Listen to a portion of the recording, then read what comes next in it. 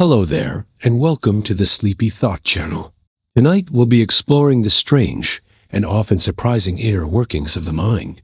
It's easy to imagine your mental life as something you control, but psychology paints a very different picture.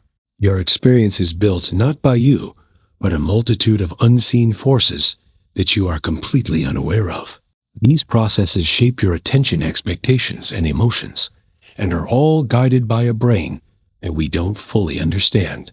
That is where the wonder begins. The same mental tools that help you navigate daily life can also bend what you notice, reshape what you recall, and change how you feel. Under stress, the world can shrink in comfort. It can expand in groups. Your thoughts can drift in directions you never planned. Even alone, the mind can protect you, persuade you, and steer you while telling you it was all your idea. If you enjoy these gentle journeys, I invite you to like, subscribe, or share a thought below. It helps others find their way here, to one sleepy soul at a time. But for now, all you need to do is relax. Let your body soften, allow your eyes to grow heavy, and let the day fade away. As we explore these wonders of the mind, let's begin. Your mood quietly changes what you notice and what you ignore. Mood is like a filter on a camera lens. It does not just tint how you feel, it shifts what your mind treats as important. When you're low, your attention can slide toward what seems missing, unfair or threatening, and neutral details fade into the background. When you're upbeat, you may scan for opportunity, connection, and possibility, and rough edges blur. This happens fast, often, before you form a single conscious thought about it. It can shape how you interpret a text message, how you read a stranger's face, and how you remember a conversation later.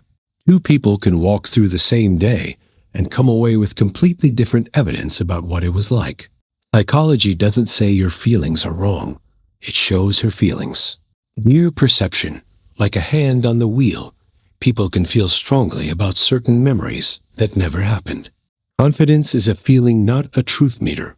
A false memory can arrive with the same warmth, detail, and emotional punch as a real one because the brain builds both with similar tools. Give someone a few believable cues, a family story, a familiar setting, and the mind may supply the rest. Later, the person might remember clothing, words, even smells that were never there. This is not lying. It is the imagination doing its job too well, then being misfiled as history. Researchers have shown how easily people can adopt memories suggested by authority, repetition, or social pressure, and how quickly those memories can gain vividness. The shocking part is how normal it feels from the inside. Certainty can simply mean a story fits not that it happened. The mind hates uncertainty, so it invents stories to explain things. A gap in understanding can feel like an itch you need to scratch when something surprises you. Your brain searches for a cause, and if the real cause is hidden, it often creates one that feels satisfying. This is why people can give smooth reasons for choices they barely thought about, or explain habits they picked up without noticing. In certain neurological cases, this tendency becomes dramatic. Some patients confidently explain actions that were triggered by brain processes they cannot access, and the explanation still sounds perfectly reasonable. The mind is built to keep the story moving because a moving story supports quick decisions. The danger is that an invented explanation can harden into belief. Once it feels like it makes sense, it starts to guide future choices, even if it was only a patch over uncertainty. Your attention is a spotlight that can easily miss things. Your senses, taken far more than your awareness, can hold attention, solves this by choosing a narrow slice and turning it into your experienced world. It feels like you are seeing everything, but you are mostly seeing what the spotlight is aimed at. That is how an unexpected event can happen right in front of you and still slip by, especially if you are focused on a task. For a moment, your brain treats the unattended scene as background noise. Then later, when you're asked what happened, it supplies a confident answer anyway, because gaps feel uncomfortable. This isn't a personal failure, it's the design trait. A wide beam would overwhelm you. A narrow beam keeps you effective. The cast is that the obvious can become invisible, as if it never happened at all. Your beliefs can change how you experience pain, even without medicine. Pain is not a direct readout of damage. It is a protective decision the nervous system makes using signals from the body and expectations from the brain. If you believe something will help, the brain can turn down pain pathways through chemical systems that dampen threat and amplify safety. That is why the same injury can feel different in different contexts. An athlete may keep moving until the game ends, then suddenly feel the full force. A reassuring explanation from a clinician can reduce suffering, while a frightening one can make symptoms flare. This is not imagining pain away. It is biology responding to meaning. The brain constantly asks how dangerous is. This belief is part of the evidence it uses. In the right setting, confidence, trust, and predictability can genuinely reduce the volume of pain. Your brain predicts the future, then cause it. Perception. Perception is a negotiation between incoming signals and prior expectations. The brain is always forecasting what it is about to see, hear, and feel. Then it checks the forecast against the data. When the match is good, experience feels effortless. When the match is off, you notice surprise. This predictive style explains why Noise's speech can still sound clear and why a familiar face can be recognized in a blurry photo. It also explains illusions where expectation wins the argument. Your senses do not deliver certainty, they deliver hints. The brain turns those hints into a usable model of the world. Because hesitation can be costly most of the time, it works brilliantly. It gives you stability, speed, and meaning. The strange part is that you experience the final model, not the guessing process that built it. You can feel watched even when nobody is there. The sense of being observed is tied to survival. For social animals, attention from others can mean danger, judgment, or opportunity. So the brain treats gaze as high priority. It scans for eye direction, posture, and subtle cues that might signal interest. In uncertain settings, that scanner can become overactive. A creak behind you, a shadow in peripheral vision, a half-heard voice, and your body may flip into alertness before you can explain why the feeling is real. Even if the cause is not, it is a false alarm system that prefers safety over accuracy. This also shows up in crowded places, where you may suddenly look up and catch someone looking because your brain is testing the room for attention. The social mind is tuned to detect eyes, and it sometimes detects them in empty air. Humans justify choices after making them, but not before. Often the decision happens first, and the explanation arrives second.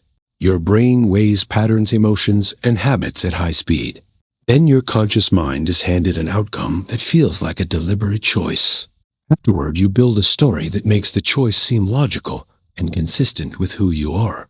This is why people can defend a preference they formed in seconds, and why they can become more attached to what they already picked. Experiments have even shown that if people are subtly led to believe they chose something they didn't, many will still explain that choice with confidence. The storyteller in the mind is persuasive. It protects self-respect and keeps life coherent. The trouble is that the story can hide what truly shaped the decision, which makes it harder to learn from it. Knowing this doesn't remove the effect, but it gives you a flashlight. Your brain edits reality constantly, and you rarely notice. Between your eyes and the world, there's a fast, invisible editing room. Your gaze jumps in quick hops, and your brain stitches those snapshots into one continuous scene. It corrects for your blind spot, smooths over motion, and studies the world even while your eyes are moving. That is why a room feels stable, even though your visual input is full of gaps. It also means you can miss startling changes when your attention is elsewhere. A sign can swap, a person can vanish, a whole object can move, and your experience still feels seamless. The mind prefers a coherent story over a perfect record. What you perceive is not raw footage. It is a best guess that arrives already polished, so you can act without being overwhelmed. Memory is not playback. It is reconstruction. Every single time when you remember, you are not pressing play on a stored video. You are rebuilding a scene from scattered pieces, like a stage crew assembling a set in the dark. The brain pulls in fragments of sound, image, and meaning then fills missing parts with what usually makes sense. That rebuilding can be useful. It LED to extract lessons, and it helps you update old stories with new understanding. It also comes with a risk. Each time the memory returns, it becomes briefly flexible. Then it is stored again in its revised form. A conversation you had afterward, a photo you saw, even a single confident suggestion can slide into the reconstruction. Over time, the memory can drift without you feeling it drift. It still feels like the same moment, but it is a new version. You feel emotions in your body before you can name them. Your heart rate shifts, your breathing changes, and your muscles tighten or loosen. And only afterward does your mind decide what the feeling is called. This is because emotion begins as body data. Your brain is constantly reading signals from the gut, the chest, the skin, and the face. Then it tries to make sense of them in context. That is why the same physical sensations can become excitement before a first date or dread before a hard conversation. The body speaks in sensations, not labels. The label arrives when the brain matches the pattern to a story. This is also why you can feel unsettled without knowing why, and why naming a feeling can bring relief. Once the brain has a name, it can choose a response. Before that, it is just weather moving through you. Smells can unlock forgotten memories faster than photographs can.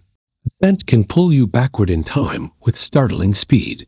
One breath and you are standing in a childhood kitchen or inside a corridor you have not thought about in years. Smell has a privileged route into the brain. It collects tightly with regions involved in emotion and memory, and it can trigger whole scenes without needing language.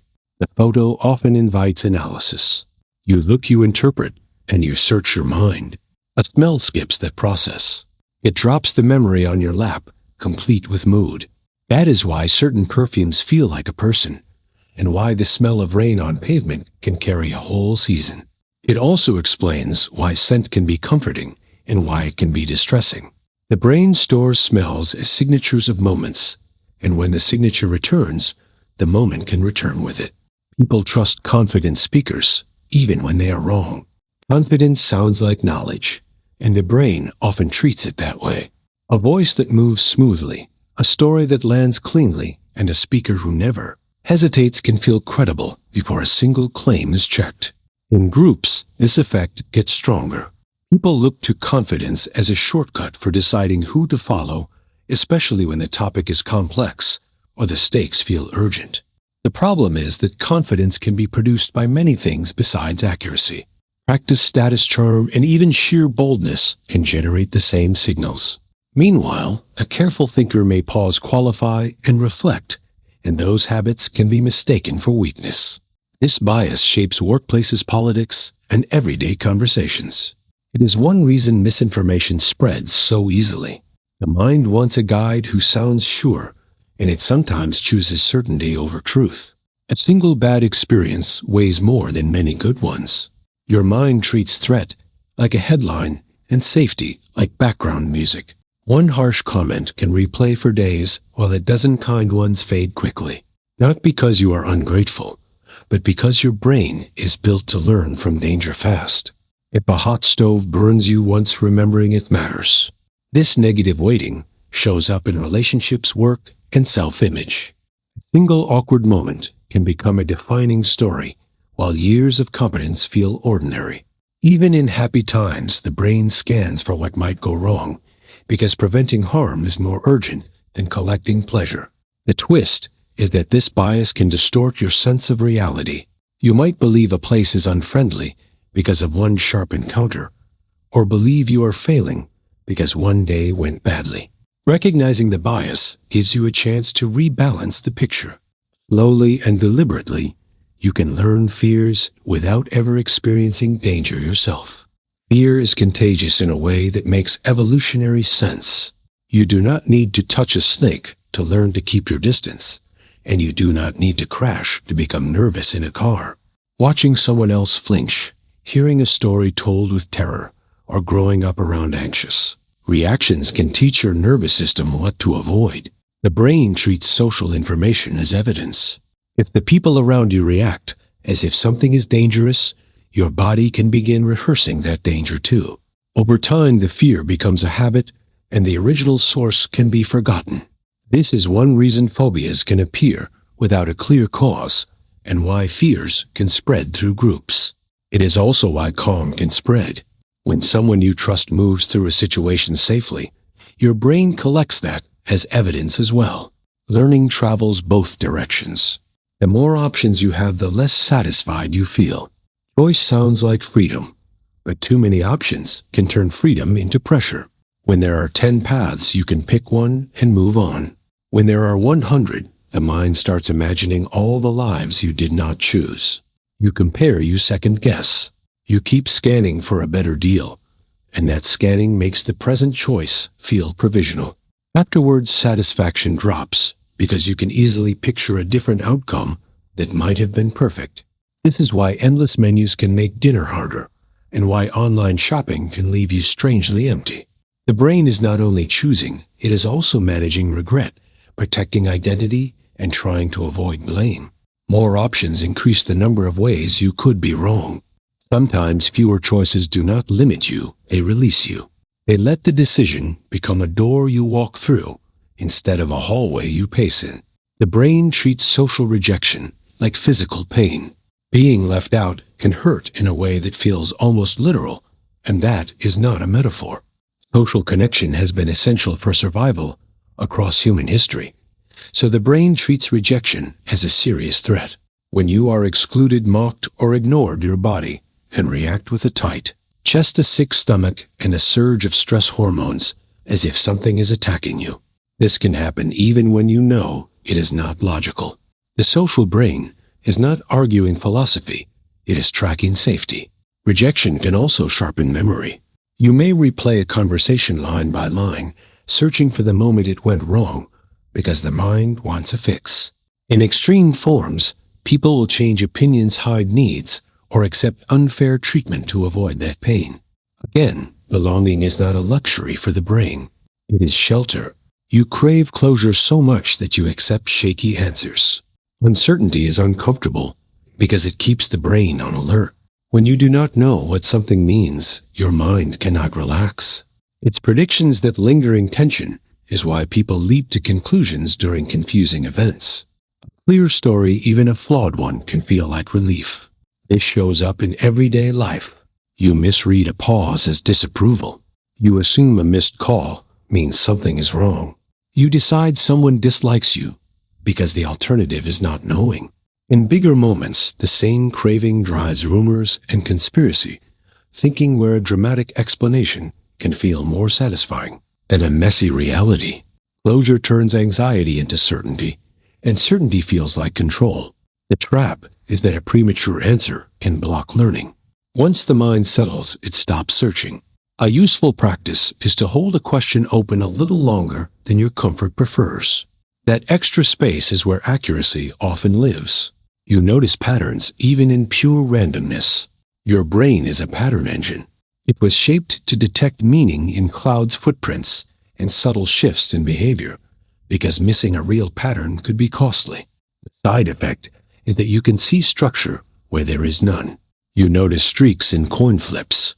You feel a sign in a coincidence. You sense intention in a string of events that simply happen to line up. This tendency can make the world feel magical, and it can also make it misleading. Casinos rely on it.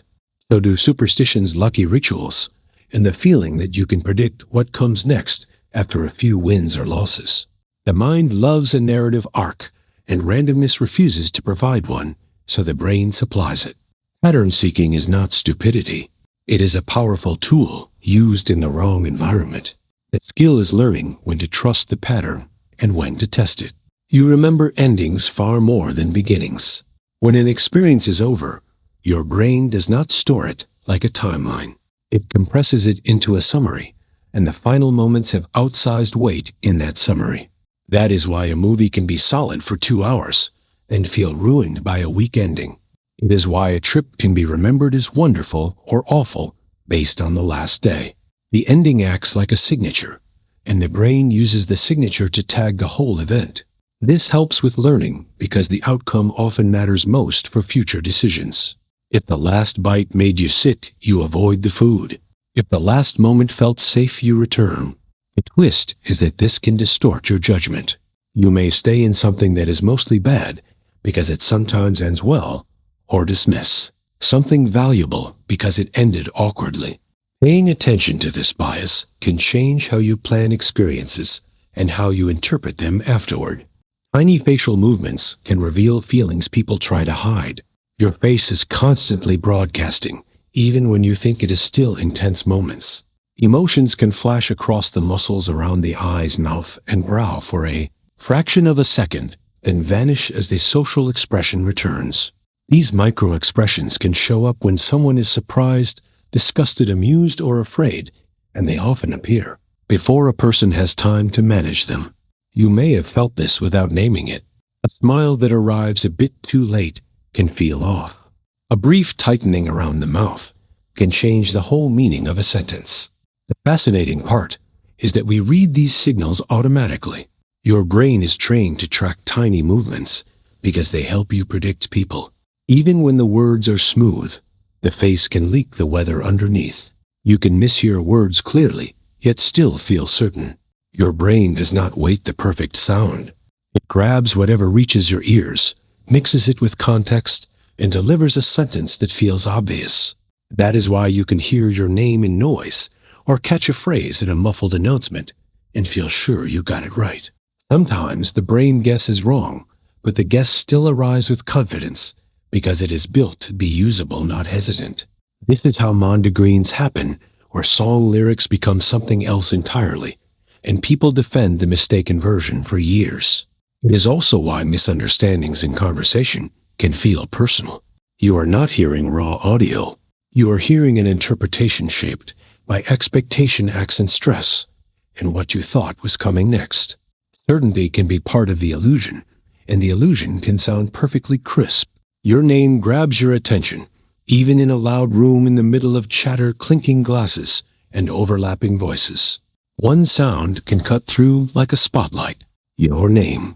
Even when you are not listening for it, your brain is scanning the background for signals that matter. Name is one of the strongest. It can mean you are needed, praised, warned, or judged. So your attention system treats it as urgent. This is sometimes called the cocktail party effect, and it reveals something important. Attention is not only what you choose, it is also what your brain chooses for you. The remarkable part is that the rest of the noise was still entering your ears the whole time. It just was not promoted into awareness. Then your name appears, and the gate swings open. Suddenly, you realize you were hearing more than you thought. People copy each other's emotions without realizing it. Walk into a room where everyone is tense, and your body can start matching the mood before anyone speaks to you. Human beings are built for emotional contagion. We mirror faces, posture, tone, and timing, and that mirroring feeds back into feeling. A smile can lift you, a flat voice can pull you down, a burst of laughter can spread through strangers like a spark in dry grass. This copying is not fake. It is a social tool that helps groups coordinate, trust, and stay safe. If everyone looks alarmed, the cost of ignoring it could be high.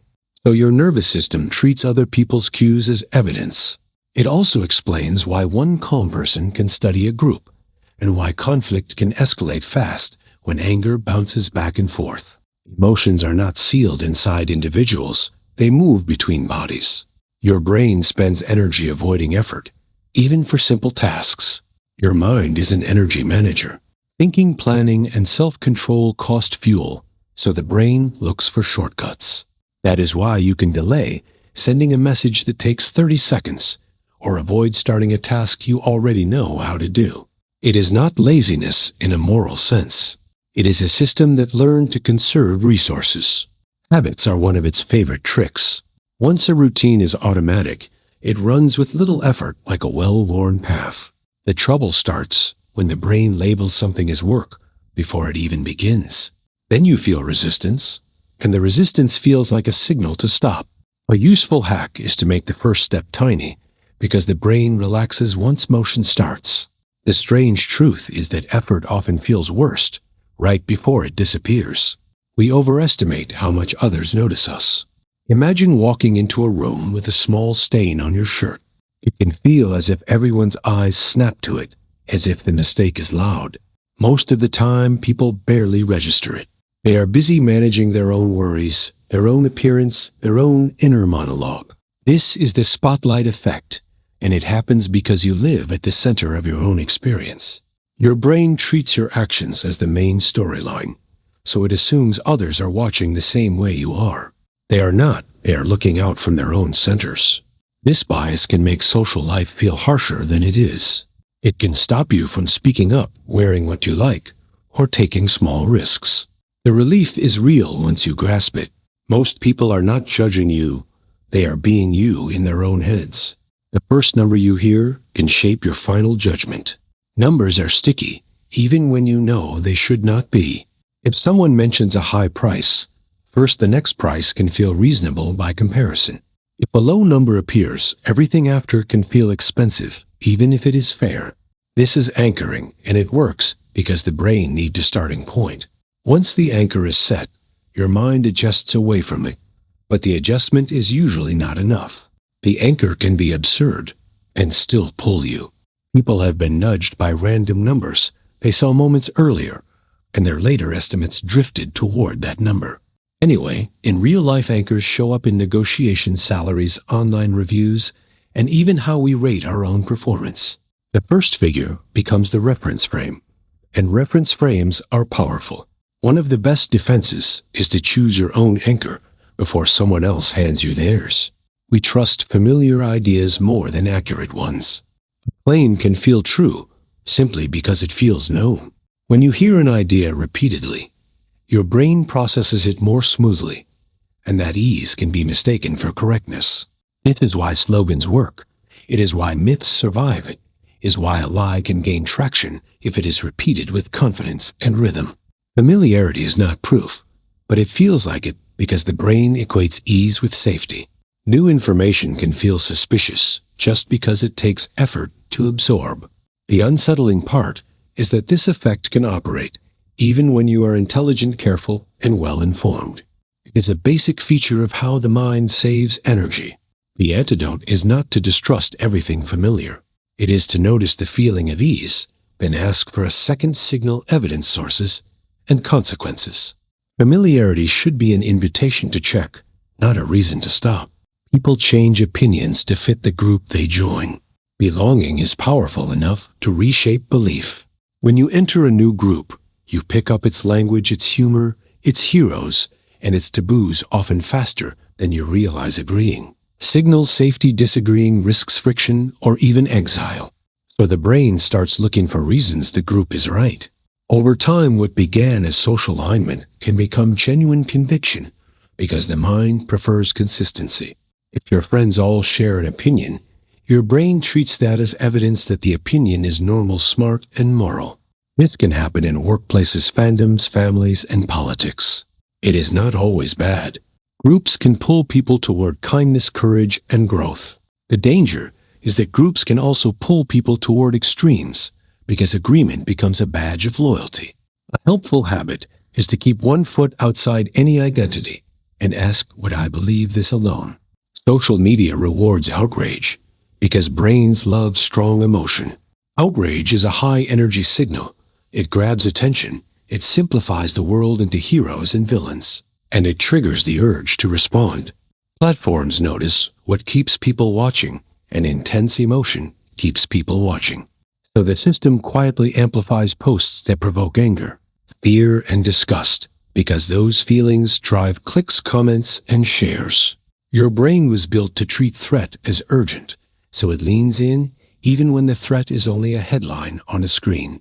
Over time, the feed can train you, teaching you which emotions earn social rewards. The cast is that outrage narrows, thinking it makes nuance feel like weakness. It makes enemies feel obvious. You start to confuse emotional intensity with importance. A useful approach is to treat your attention like a budget. Ask what your feed is trying to sell you, and choose what kind of mind you want to live in. Your brain fills in blind spots with invented detail.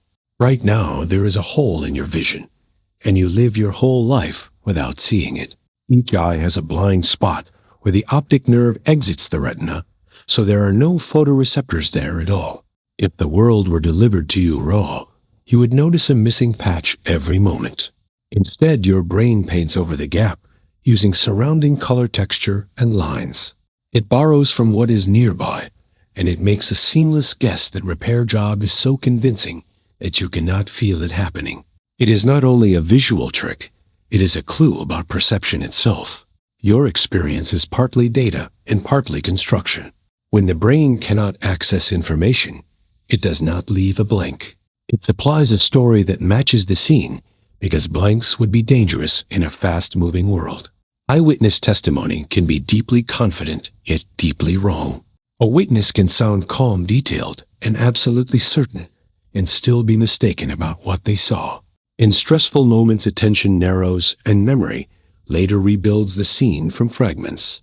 Small details can shift while the overall story still feels solid. Lighting, distance, and the speed of an event can warp what gets encoded later. Questions can shape recall. A phrase like the broken headlight can quietly plant a detail, but the witness then begins to remember. As real lineups add another pressure, people often choose the face that feels most familiar, especially when they believe they must pick someone. The frightening part is that confidence can increase with repetition. Each retelling rehearses the story, not the truth. That is why the legal system treats eyewitness evidence carefully, and why good procedures matter. The human mind is persuasive even to itself. Your posture can influence how powerful you feel. Change the shape of your body, and your mind often follows. When you stand tall, lift your gaze, and open your chest, you send a stream of signals back to the brain about readiness and status. When you fold inward, the brain receives a different message. It reads protection, caution, and reduced space. This does not mean posture magically turns you into a new person. It means body and mind are in constant conversation. Think about how you sit during a difficult call. The shoulders rise, the jaw tightens, and the voice can shrink. Now imagine resetting your stance before you speak. Feet grounded, spine, long breath low. The words often come out differently. People notice it too. Posture changes how you sound, how you look, and how you interpret your own performance. It is a simple lever that can shift the whole experience of a moment. Your expectations can improve performance even without extra practice. Sometimes the difference between stumbling and flowing is what you expect will happen next. When you believe you will do well, the brain allocates resources differently. Attention studies distractions fade, and your body is more likely to interpret arousal as readiness instead of danger. Coaches use this when they train nerves as energy teachers. Use it when they communicate belief in a student's ability. Even your own self-talk can alter what comes out of your mouth in a high-pressure moment. Expectation is also social. If someone treats you as capable, you may take more risks, persist longer, and recover faster from mistakes. This effect is not mystical. It is the brain responding to a forecast. The mind prepares for the future it anticipates. If the forecast is success, your system can become more coordinated. If the forecast is failure, it can become cautious and fragmented. We misjudge how long emotions will last. A breakup can feel like it will echo forever. A wing can feel like it will keep you floating for months. Then time passes, and the emotional weather changes sooner than you predicted.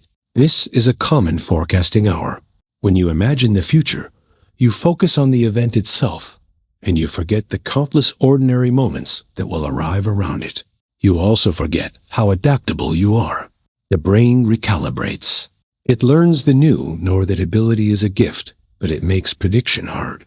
People overestimate how long anger will stay hot, how long embarrassment will keep burning, and how long joy will remain sharp. This matters for decisions. You might avoid a healthy risk because you overestimate future regret. You might chase a purchase because you overestimate future happiness.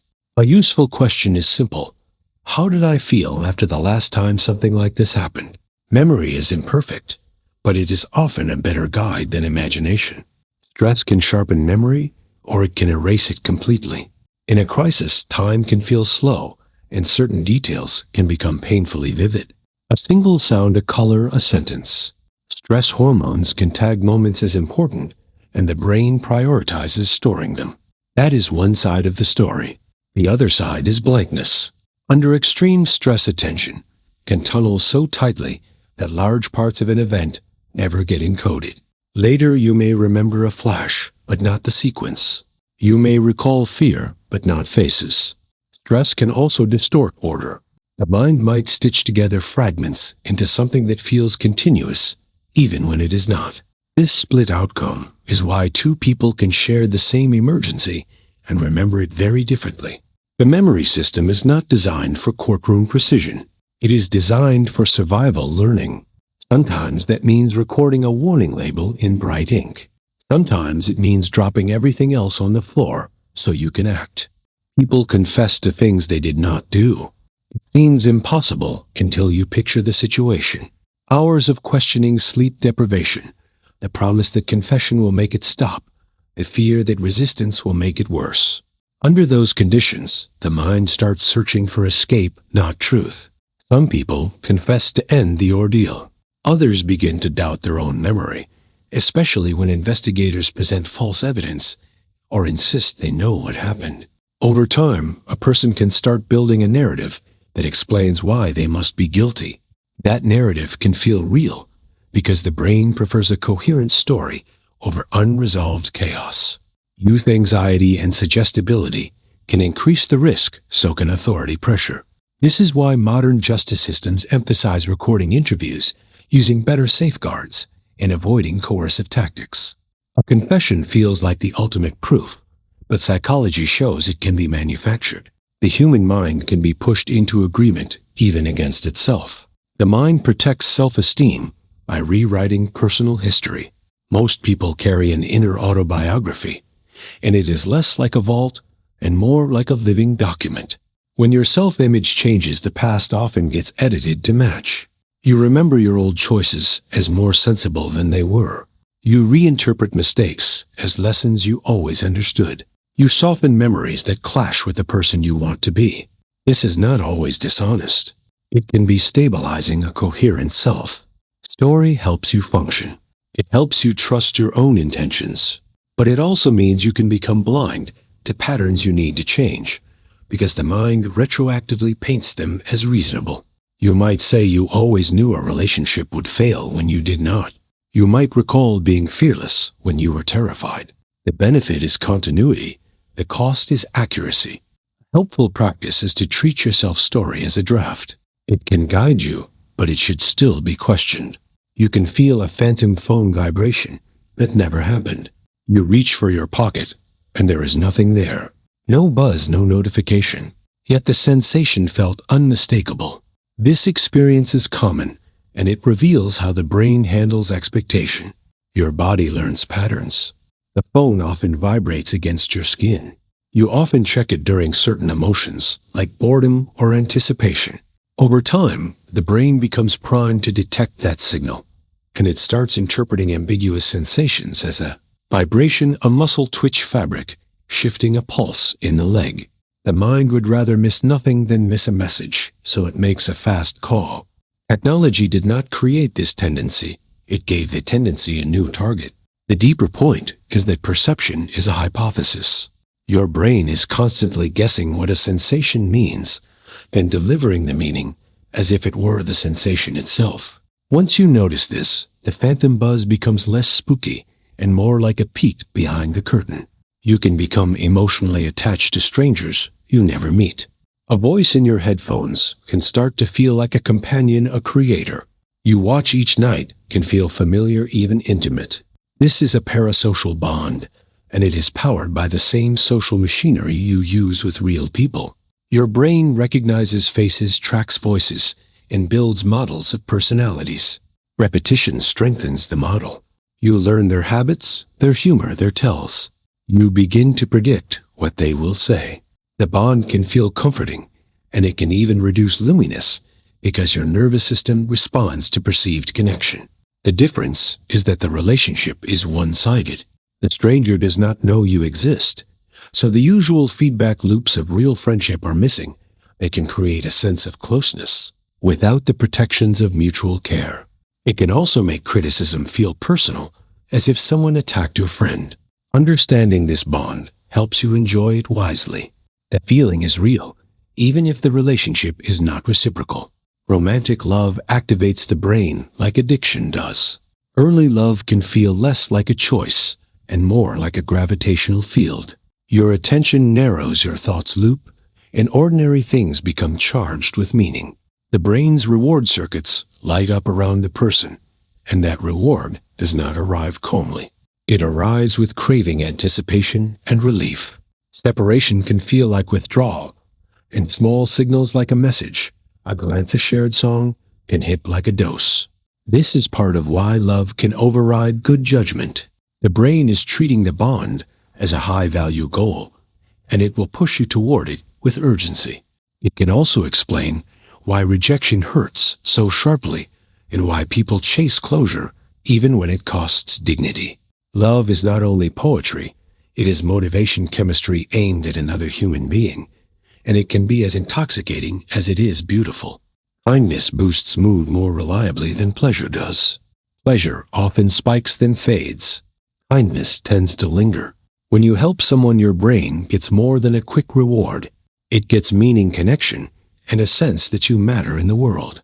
That combination can steady mood in a way that a sweet smack or a new purchase rarely does.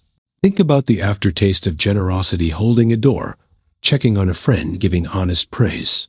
The moment is small, but it reshapes the story you tell yourself about who you are. It also changes how you view other people. You start scanning for opportunities to contribute, not just opportunities to consume. That shift can pull attention away from rumination and toward purpose. Even when life is stressful, a kind act can create a pocket of control. You cannot fix everything, but you can improve one moment for one person, and your nervous system notices. People value what they create more than what they buy. Build something with your own hands, and it starts to feel like it has a soul. A crooked bookshelf, a messy drawing, a meal that took effort. Even when it is not objectively better, it can feel more precious because it carries your labor inside it. Psychologists call this the IKEA effect. Effort becomes a kind of glue. It tells the brain this mattered enough to work for. That meaning inflates value. It can also change identity. When you create, you become the kind of person who makes things, and the object becomes proof. This is why people defend their home projects, and why handmade gifts can feel powerful. Creation turns time into a physical symbol. It is not just an object. It is a story of persistence, problem solving, and choice. Buying skips that story, so the attachment is often thinner. You crave fairness so strongly that you will punish cheaters at a cost. Fairness is not a polite preference. It can feel like a law of nature. When someone breaks it, many people will spend their own time, money, or status to make the rule visible again. In experiments, people reject unfair deals, even when it means walking away with nothing, because accepting the deal feels like endorsing the violation. That reaction is emotional, fast, and bodily. Anger rises, and the mind starts calculating consequences. This instinct likely helped groups survive. If cheating spreads, cooperation collapses. Punishment signals this behavior is dangerous. Here, the fascinating twist is that it is not always about personal gain. People will punish cheaters who harm someone else, even strangers, because the brain treats social rules as shared infrastructure. We do not only live among people, we live inside systems. When fairness breaks, threatens the system, so the urge to repair, it can be fierce. We prefer simple stories even when reality is complicated. Your mind loves a teen plot, a clear villain, a single cause, a neat lesson at the end. Complexity feels slippery, and it demands effort, so the brain tries to compress it into something manageable. That compression is useful in daily life and helps you decide quickly. It helps you communicate. It helps you teach children why the stove is dangerous. But in messy adult reality, simple stories can become traps. They erase multiple causes, mixed motives, and slow systems that take years to reveal themselves. You start to believe one factor explains everything, and you stop looking. This is why people cling to slogans in crisis. It is why gossip spreads faster than new ones. A simple story travels easily through a social group, and it feels satisfying to the listener. The challenge is learning when simplicity is a tool and when it is a blindfold. Good thinking often begins when you can tolerate a story that stays unfinished. Your brain treats losses as more urgent than gains. Lose 20 pounds and you might celebrate. Lose 20 pounds of money and your body can tighten as if danger arrived. Loss carries a special alarm signal. It grabs attention, narrows focus, and pushes you toward action. Because in nature, losing resources could threaten survival. The result is a bias. People work harder to avoid losing something than to gain the same thing. They hold on to bad investments because selling would make the loss feel real. They stay in relationships that are shrinking because ending it confirms what was lost. Even time feels this way. A wasted hour can sting more than the pleasure of a free hour. This urgency shapes marketing fear-based headlines and the way we negotiate. He can also shape self-talk. A single mistake can loom larger than 100 quiet successes. Learning this bias does not erase it, but it gets you a chance to slow down and ask, is this loss truly urgent, or does it just feel that way? People can feel guilt for thoughts, but not for actions. Many people will torture themselves over an intrusive thought while shrugging off a harmful behavior as not that bad. That mismatch is one of the strangest quirks of moral psychology. Thoughts feel intimate, as if they reveal the true self, so a dark or too bold idea can trigger shame even when the person would never act on it. Meanwhile, actions can be softened with excuses, distraction, and selective memory. The mind treats inner life as identity, and identity feels sacred. This is why some people confess imagined sins or seek reassurance that having a thought means something terrible. It is also why moral growth can store. If you punish yourself for thoughts you did not choose, you waste energy. If you excuse actions you did choose, you avoid responsibility. A healthier frame is to treat thoughts as whether they pass through. Actions are what shape the world. Ethics lives most clearly in what you do, not in what briefly appears in your mind. Music can trigger chills through the brain's reward system. A song swells, a note lands, and suddenly your skin prickles. You might get a shiver down the spine, a rush in the chest, or tears that arrive without warning. These chills are not random. They often appear when the brain predicts what is coming, then gets surprised in a satisfying way. A harmony resolves later than expected. A vocalist bends a note just off the edge of normal. A beat drops at the perfect moment. Your reward system responds with a surge that feels physical. It is as if the brain is saying, yes, this pattern matters. Chills can also be social anthems. Choirs and live crowds amplify them because belonging and shared rhythm deepen emotion. Music is structured sound, but the brain experiences it as meaning. It can make you feel brave, nostalgic, or calm in seconds. Few things can reach the nervous system so directly without a single word. You feel more confident after agreeing with yourself out loud. Say a belief out loud, and it can start to feel more solid, even if nothing changed in the outside world. Speaking forces your mind to turn a vague feeling into a clear statement. Once it is spoken, it sounds like evidence. Your ears hear it, your body feels the commitment, and the brain registers consistency. That is one reason affirmations can help some people, and also why people double down during arguments. Repeating your position can make it feel truer, simply because it is now familiar in your own voice. This effect can be useful when you are practice. Sing a skill, setting boundaries, or reminding yourself of a decision you already made. It can also be dangerous when you are rehearsing a lie or harming an opinion you never examined.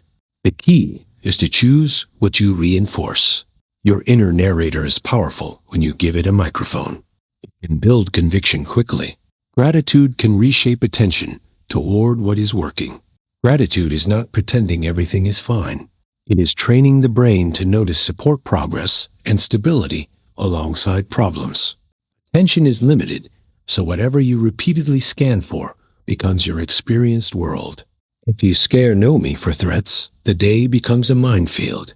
If you practice noticing what is holding you up, the day gains texture. A working pair of lungs, a friend who replied a meal that tasted good, a moment of focus when you expected none. Over time, this practice can change what stands out automatically.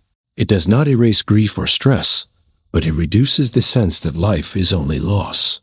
Gratitude can also make people more generous and resilient because it reminds the brain it is not alone. The mind is always building a summary of reality. Gratitude changes the data going into that summary. It is a small habit that can shift the emotional climate of a life. People mistake familiarity for truth, even after repeated lies. When a claim keeps showing up, it starts to feel like it belongs. Your brain recognizes the shape of it, the phrasing of it, the rhythm of it. That recognition can be mistaken for reliability, even when you already know the source is untrustworthy. Over time, the mind can lose track of where an idea came from, and it keeps the content while misplacing the warning label. This is why a rumor that is debunked can still spread the correction fades, but the catchy line remains. It is also why repeating a false claim in order to argue against it can backfire, because it gives the brain more exposure to the sentence itself. Familiarity is a feeling, and feelings arrive faster than reflection.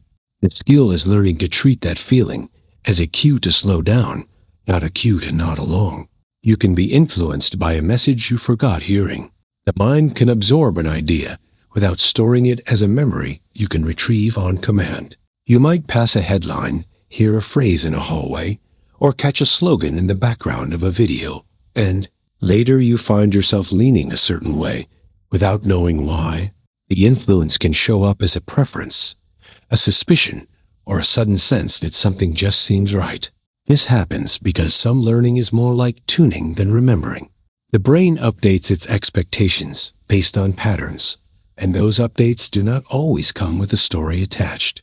You forget the moment, but you keep the tilt. That is why repeated exposure can shape tasting music attitudes toward a topic, or how trustworthy a face feels. It is also why persuasive messages aim for your attention. When it is low, the best defense is to ask, where did this idea enter me? Especially when the conviction feels oddly effortless. The brain remembers unfinished tasks better than finished ones. Start something, then get interrupted, and the task can keep tapping you on the shoulder. A half-written email, an unresolved argument, a puzzle you did not complete. The mind holds on to these open loops because they signal incomplete goals, and incomplete goals can matter for survival. Finishing a task allows the brain to file it away. Leaving it unfinished keeps it active like an alarm that has not been switched off. This is why cliffhangers work so well, and why you suddenly remember an errand at midnight. It can be useful. The nagging can push you back to completion. It can also be exhausting, especially when the task is impossible to finish right now. A powerful trick is to create a clear next step. Write a single line that states what you will do next, and the brain often relaxes because it senses a path forward instead of a dangling thread. A warm drink can make you judge others as warmer, hold a hot mark for a moment, and social impressions can shift in subtle ways. Physical warmth is one of the earliest signals of safety in human life. It is linked to being cared for, being held, and being protected from cold. Because of that deep association, the brain can borrow the feeling of temperature and apply it to a person. Someone may seem friendly or more trustworthy, or more approachable when you are literally warmer. This does not mean warmth forces you to like everyone. It means your mind uses body cues as context when it makes quick social predictions. That connection can work in the other direction too. Coldness in the body can nudge impressions toward distance. The fascinating part is how ordinary it feels. You believe you are judging the person, yet your nervous system is quietly contributing extra information. It is a reminder that your social world is built from more than words and faces. It is built from sensations. Hunger makes you see the world as more threatening. When your body needs fuel, the brain shifts into a more defensive mode. Irritation rises more quickly. Neutral faces can look more unfriendly. Small problems feel sharper. Hunger is not just the stomach signal. It is an internal stressor, and it changes how the mind interprets what is happening around you. The body reads low energy as a vulnerability. If you are vulnerable, the environment becomes more risky. That is why a crowded store can feel hostile when you skip lunch, and why a harmless comment can sound like an insult. The same effect can amplify impulsive choices because the brain wants the fastest path to relief. This is also why it is hard to have a fair argument. When one person is hungry, their perception of throat is higher. The fix is surprisingly practical. Food, water, and time can lower the alarm volume, and the same world becomes easier to handle. Sleep loss makes emotions louder, and it makes logic quieter. A tired brain has fewer resources for self-control and for care for interpretation. Small annoyances hit harder, sadness feels heavier, worry grabs the microphone. At the same time, the systems that help you pause, reframe, and choose a measured response are less available. That combination can make you feel like you are being irrational, when what is really happening is a shift in brain balance. Sleep supports the ability to regulate emotion, and it helps the mind separate immediate feelings from long-term goals. Without it, the brain leans on faster, more reactive pathways. This is why people send texts they later regret, and why conflicts escalate late at night. It is also why problems seem more permanent when you are tired in the morning. With rest, the same issue can look solvable. Sleep does not fix your life. It changes the lens you see it through, and that lens matters. Loneliness changes how your brain reads facial expressions. When you feel alone, the mind becomes more vigilant for signs of rejection, because rejection would deepen the danger. Vigilance can change what you perceive in other people's faces. A neutral look can be read as disapproval. A brief pause can feel like dismissal. You start scanning for proof that you do not belong, and the scan itself can bias the result. This can become a feedback loop. Feeling lonely makes social signals seem harsher, and harsh signals make you withdraw, which increases loneliness. The tragedy is that none of this requires anyone to be cruel. The brain is trying to protect you, but the protection can misfire. Understanding the loop matters because it shifts the question from what is wrong with me to what is my mind doing under social stress. A useful step is to seek small, low-pressure contact. A short conversation, a familiar voice, even brief eye contact. Tiny connections can soften the lens. Your brain uses shortcuts because it cannot compute everything. Every moment presents more information than your mind could ever fully analyze. Light, sound, movement, social cues, internal sensations, and memories all compete at once. To survive this, the brain relies on shortcuts, vast rules that usually work well. You guess what a shape is before you examine it. You judge mood from tone before you pass every word you choose based on a few cues, not the full spreadsheet. These shortcuts make you quick, and they keep you from freezing in overload. They also create predictable errors. A shortcut can mistake a shadow for a threat or a confident person for an expert. The fascinating part is that you often experience the shortcut as common sense. It feels like direct perception, not a decision. Psychology teaches you to spot the shortcut at work, then decide whether the situation deserves slower thinking. You cannot remove shortcuts, but you can choose when to challenge them. Confidence rises when people cannot check the fact, when no one can verify you in the moment. Confidence becomes a performance tool. In a room where the information is specialized or the details are distant, the boldest voice can sound like the most informed voice. Certainty creates the feeling of leadership, and people often follow that feeling when they lack a way to test claims. This is why jargon can impress, why vague statements can sound wise, and why some predictions are delivered with theatrical certainty. The speaker senses that the audience cannot easily challenge them, so the internal brakes come off. The same thing can happen inside your own mind. If you cannot check your assumptions, you may feel oddly sure about them. Confidence is not proof. It is often a social signal, and it can be manufactured. A simple protection is to ask for specifics that can be tested. What would change your mind? What evidence would settle it? How you know, and how you would know if you were wrong. Confidence that survives those questions is the kind worth respecting. Your first impression forms faster than a blink. Before you finish a single sentence, your brain has already built a rough sketch of the person in front of you.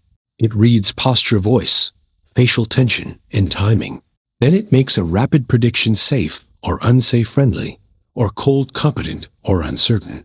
This is called thin slicing, and it can be impressively accurate in some situations, especially when the cues are honest and the stakes are familiar. It can also be unfair. Clothing accents and cultural differences can trigger snap judgments that have nothing to do with character. Once the impression forms, the brain starts looking for confirmation, and it filters later details through the initial frame. That is why first meetings matter so much, and why it is so hard to start over with someone after a rough introduction. The hopeful news is that first impressions can be updated, but usually only when you deliberately slow down and collect more data than the snap judgment used. You can learn skills while believing you are not improving. Improvement can hide in plain sight because your mind updates its standard.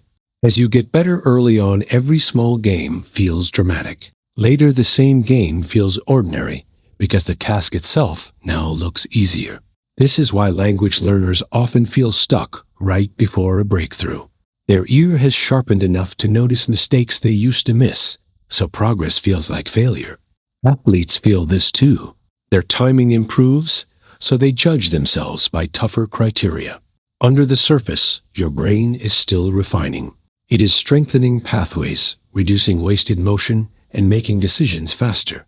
Some changes show up only when pressure rises. You might handle a surprise more smoothly, or recover faster after an error, and you call it luck.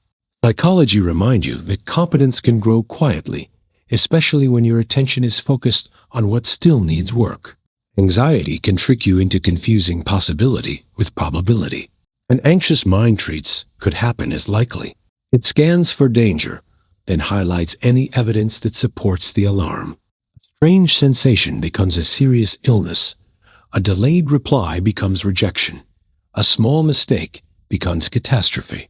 The brain is not doing math. It is trying to prevent pain, and it assumes the safest plan is to prepare for the worst. That preparation can feel responsible, even noble, but it often comes with a cost. Your attention narrows, and your body stays on standby. You start living as if the threat is already here. One way to loosen the grip is to ask a different question. Not "is this possible?" because many things are possible. Ask "how often does this happen?" and "what would I expect to see if it were true?" Anxiety speaks in vivid images. Probability speaks in patterns and base rates. Learning to separate them can change everything. People become more extreme after talking with like-minded friends. Put people who already agree into a room, and the center of gravity often shifts. Conversation becomes a contest of loyalty. Each person offers a slightly stronger version of the shared belief, and the group rewards the boldness with attention and approval. Over time, the average position slides toward an extreme, not because anyone planned it, but because agreement feels good. Doubt feels like betrayal. The group also collects arguments. Someone mentions a new angle, another adds a dramatic example, and soon the belief feels backed by a mountain of reasons. Meanwhile, counter-arguments are absent, so the mind stops practicing restraint. This is called group polarization, and it shows up everywhere. Friend circles, online communities, and political movements. It can fuel courage for good causes, and it can also fuel cruelty. The antidote is not constant conflict. It is exposure to respectful disagreement, and the end, ability to stay curious while staying connected. You rate your ideas higher when you generated them quickly. An idea that arrives fast can feel like lightning. You get a rush of clarity, and the speed itself becomes evidence that it must be brilliant. The brain loves fluency. When something comes easily, it feels more true, more elegant, and more worth defending. This is why people fall in love with their first draft, and why a clever line can outshine a careful plan. Speed also creates ownership. If the idea feels like it sprang from you, it gains a glow later. Even weak points can be ignored because the original spark felt so convincing. This is not a flaw unique to certain people. It is a normal bias. One helpful practice is to treat fast ideas like fresh bread. They smell amazing, while they are warm. They still need time to cool before you slice them. Testing an idea does not kill creativity. It turns a spark into something you can trust. Being observed can improve performance, or it can ruin it.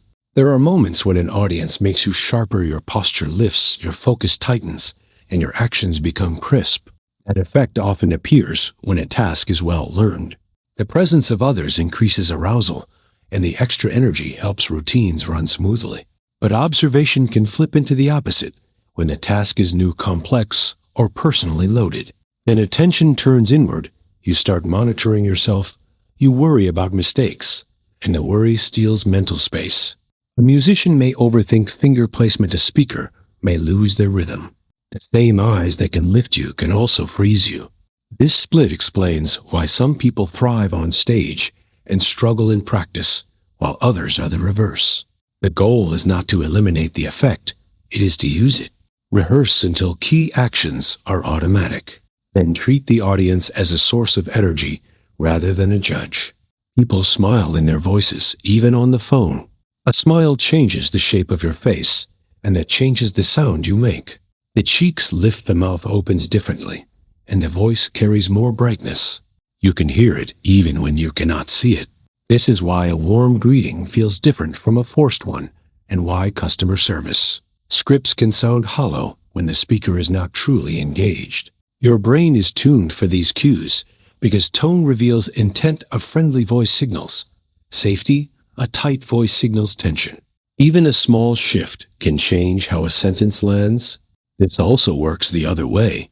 If you smile while you speak, you may feel a slight lift inside because the body feeds information back to the mind. It is a loop. Voice expresses emotion, and it can also shape emotion. That is why a gentle laugh can ease an argument, and why a cold tone can cut deeper than harsh words. The brain loves stories because stories compress complexity.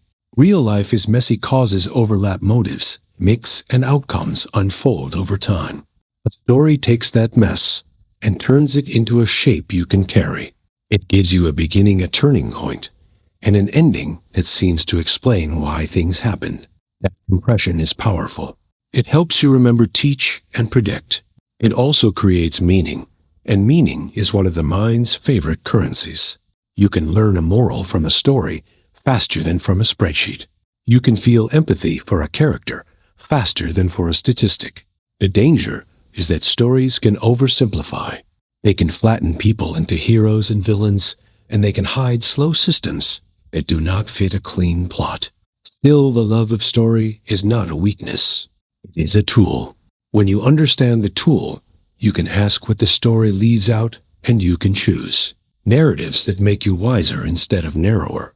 A simple label can change how a person behaves. Call someone smart, and they may start avoiding situations where they could look wrong. Call someone trouble, and they may start acting like they have nothing to lose. Labels are not just descriptions, they are social signals that shape identity. Once a label is applied, people often look for evidence that it fits. Because consistency feels safe, the labeled person may do the same. A child praised as a helper may reach for helpful actions to stay aligned with that role. A student told they are bad at math may disengage before they even try, and the disengagement becomes proof. This is why good teachers praise effort, strategies, and persistence rather than fixed traits. Labels also shape how others treat you. If a group expects kindness, they notice kindness. If they expect selfishness, they notice selfishness. The label becomes a filter, and the filter becomes a self-fulfilling pattern. Choosing labels carefully is a form of influence. You mimic accents without noticing because you want connection. Spend time with someone and your speech can start drifting toward theirs.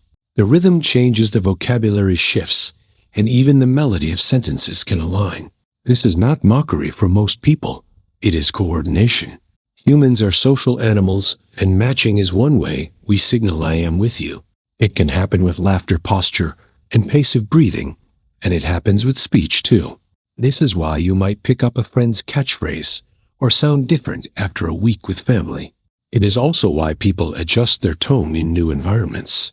The brain is constantly negotiating belonging. Sometimes the mimicry is subtle enough that you hear it only on the recording. Other times it is obvious and you feel embarrassed. The key is intent. Most mimicry is an unconscious bid for harmony, not a performance. It shows how deeply the need for connection runs all the way into the muscles of the mouth. People remember emotional moments as sharper than they truly were. When a moment is charged with emotion, it feels like it burns itself into memory. People often describe these memories as vivid, as if they can replay every detail. Yet vividness is not the same as accuracy. Emotion increases the sense of clarity, and it can strengthen certain central elements, but it does not guarantee a perfect record. The mind may keep the feeling in the headline, and it may rebuild the surrounding details later.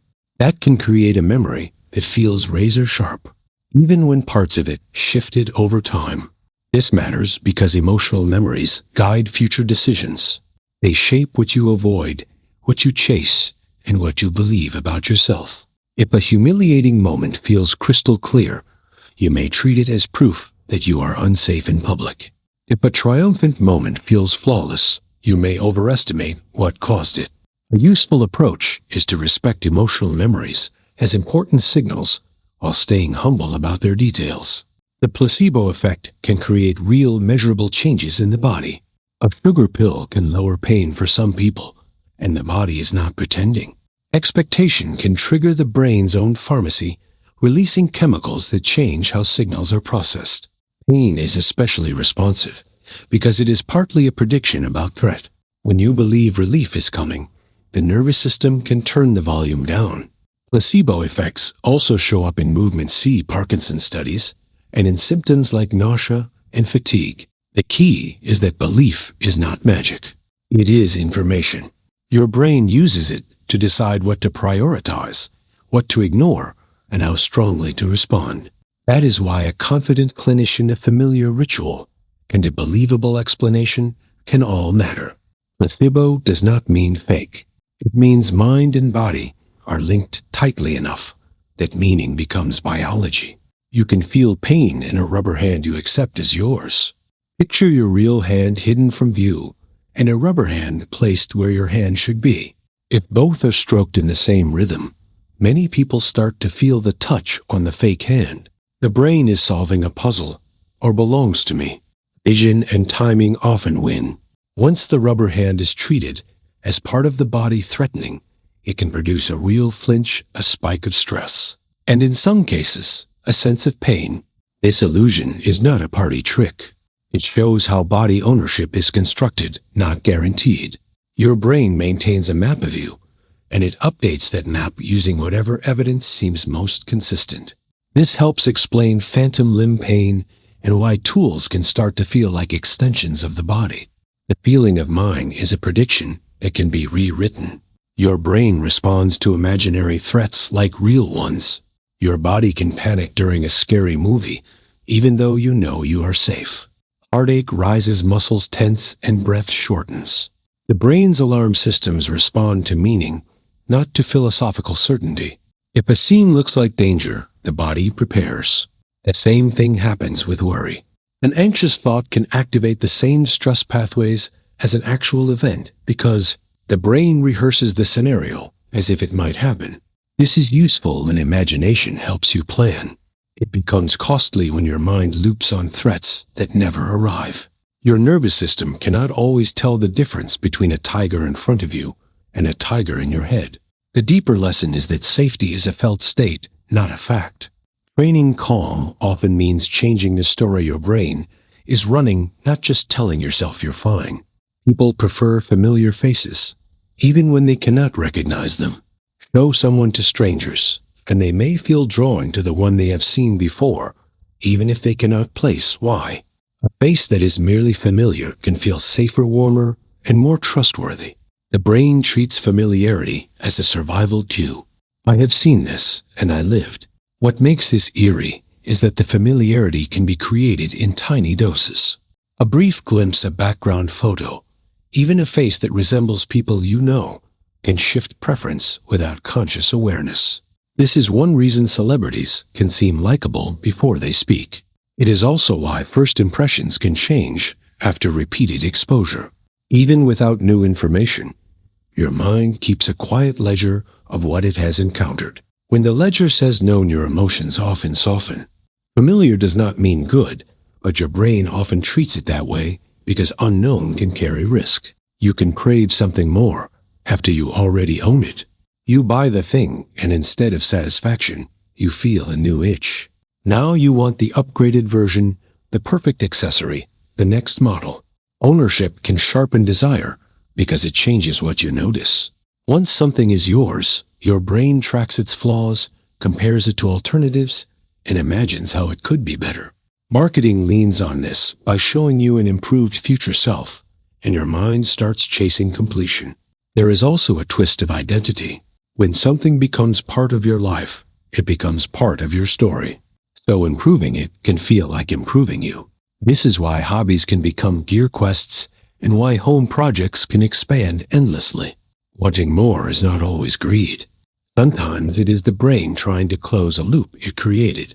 I invested in this, so it should feel perfect. Recognizing that loop can restore contentment. Repeating a lie can make it feel like a memory. Say something often enough, and it starts to gain the texture of truth inside your mind. Repetition builds fluency. The sentence becomes easy to retrieve, and ease can feel like evidence.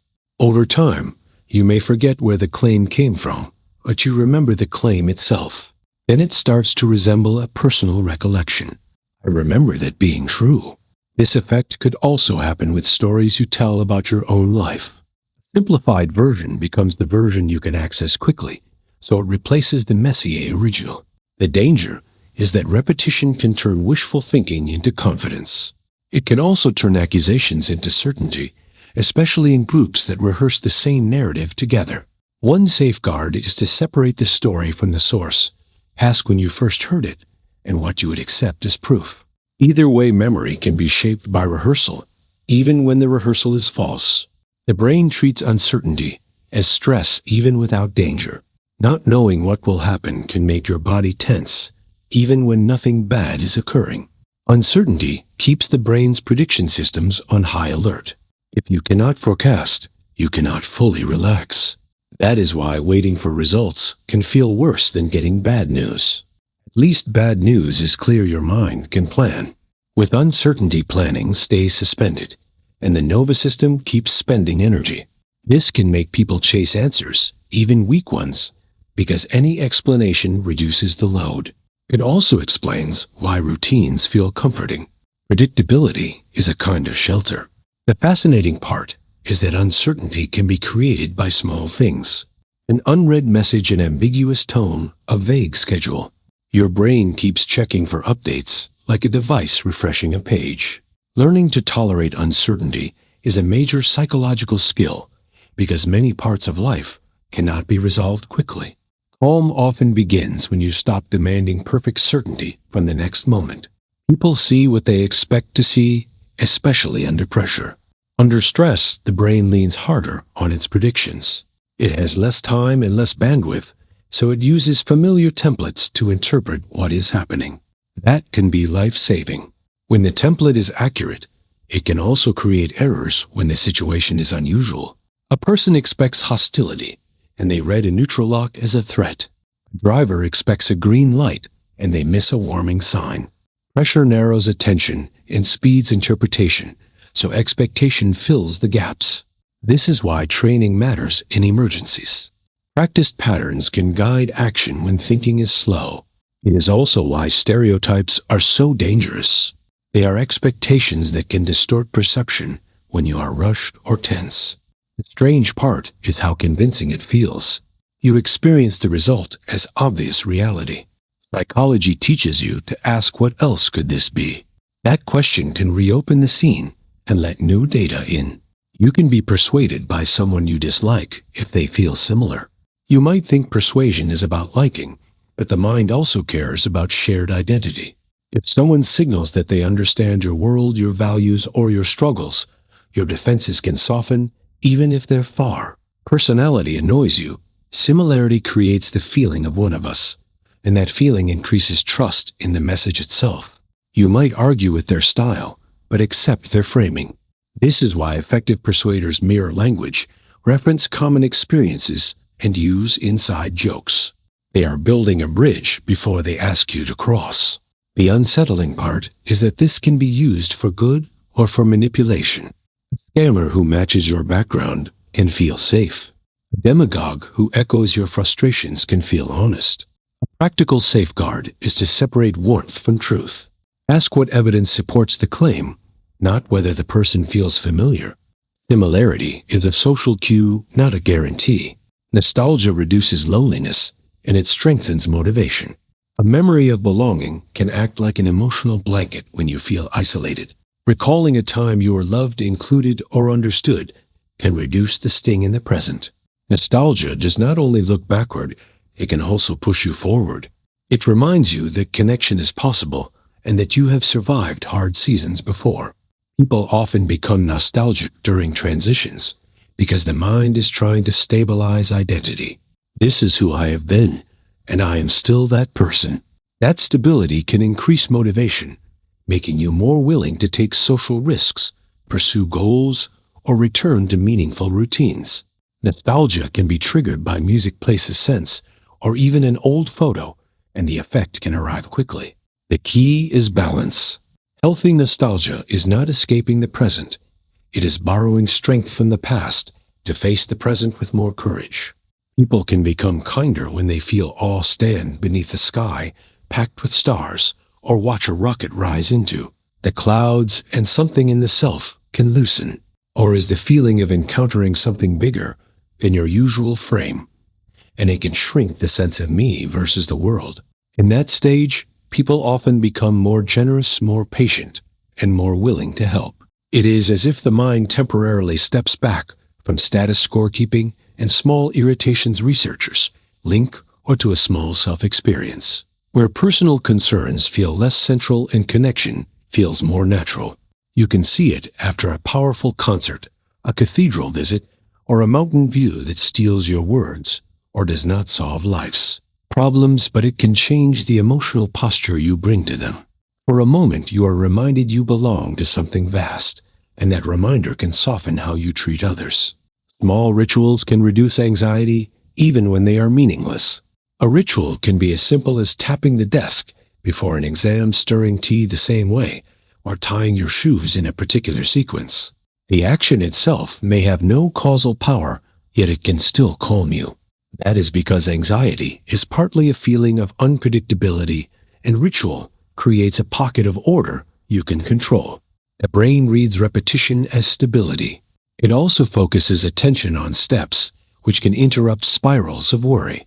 Athletes do this before free throw performers, do it before a show, and many people do it before hard conversations without even realizing. The ritual becomes a bridge from uncertainty to action. It does not need to be logical to be soothing. The mind is not asking for proof. It is asking for a signal that you are prepared.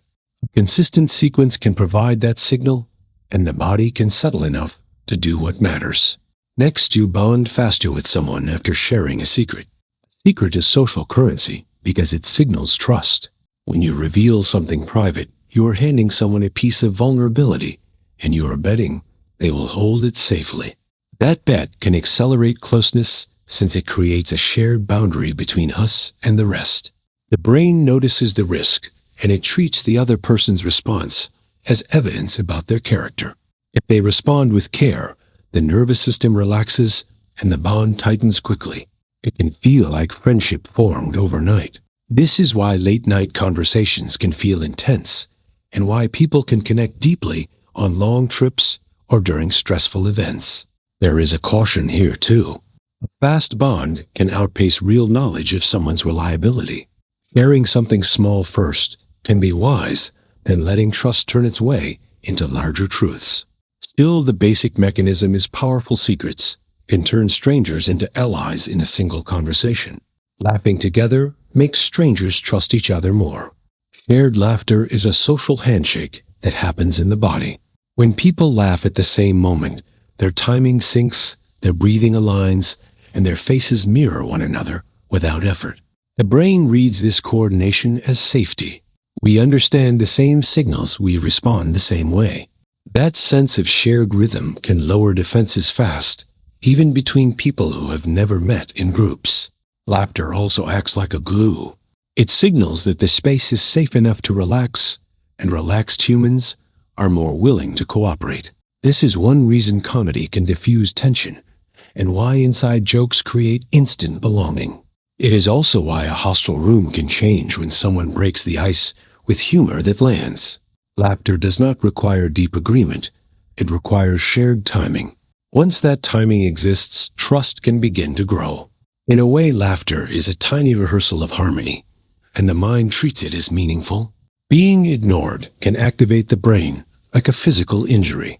When someone looks through you, interrupts you repeatedly, or pretend you are not there, it can sting with a surprising intensity. The body reacts as if something is wrong in a concrete way. This makes sense when you remember that humans evolved in groups and exclusion could mean danger. The brain treats social disconnection as a threat to survival, so it recruits alarm systems that also respond to bodily harm. That is why being ignored can bring a tight chest, a hot face, and a surge of agitation. It can also make people behave in extremes. Some withdraw to avoid more pain, while others lash out just to be noticed. Even small moments can matter. A message left unread at greeting, not returned a meeting where your idea is dismissed.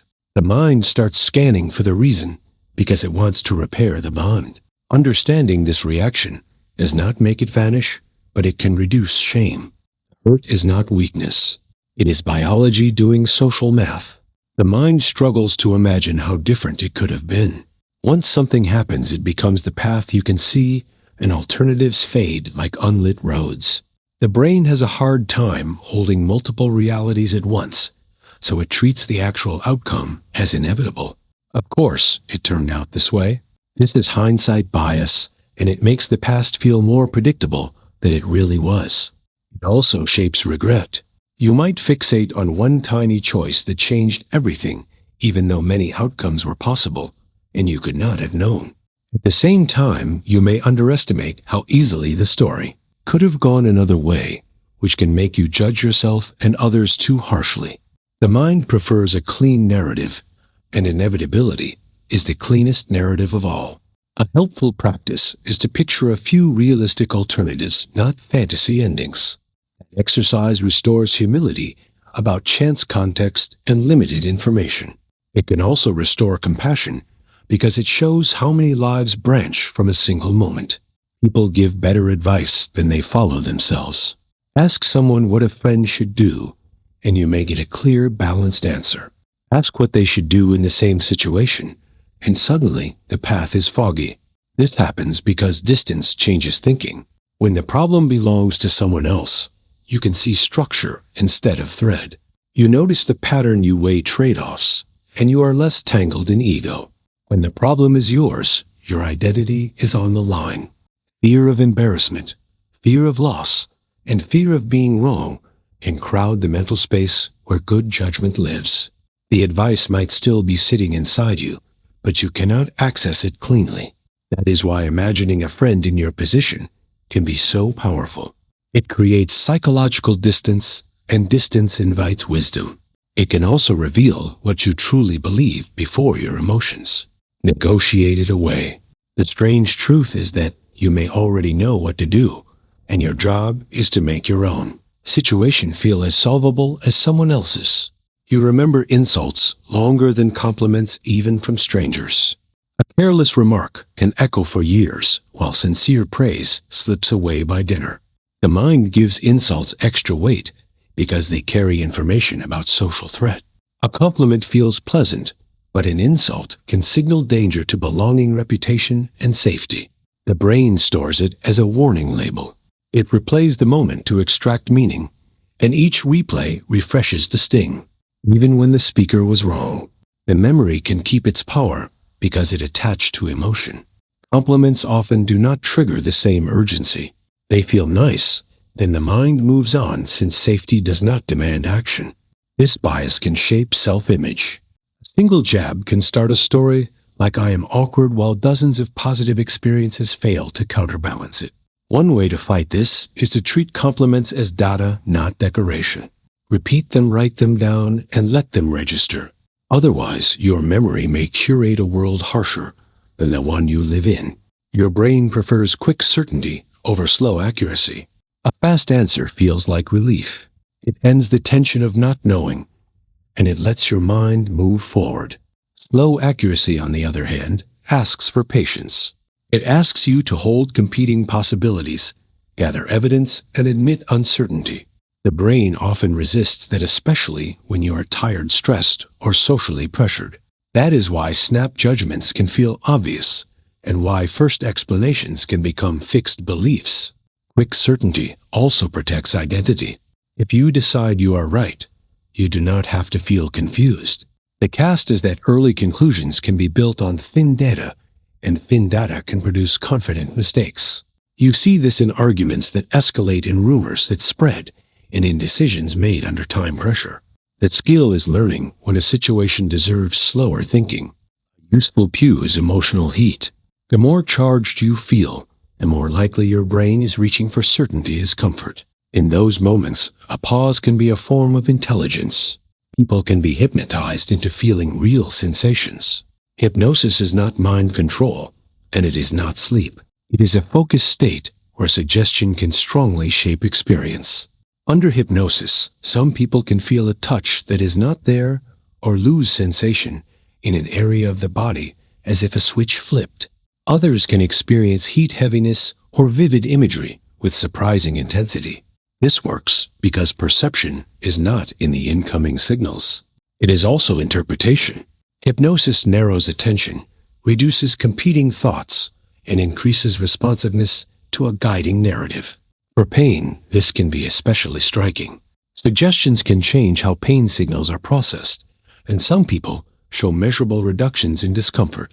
Not everyone is equally hypnotizable, and it is not a magic trick that works on demand. Still, it reveals something profound. The brain can generate sensation from meaning alone. When conditions support it, it does not make the sensation fake. It makes the mind a powerful composer, capable of turning words into felt reality. Your inner voice shapes how you experience the world.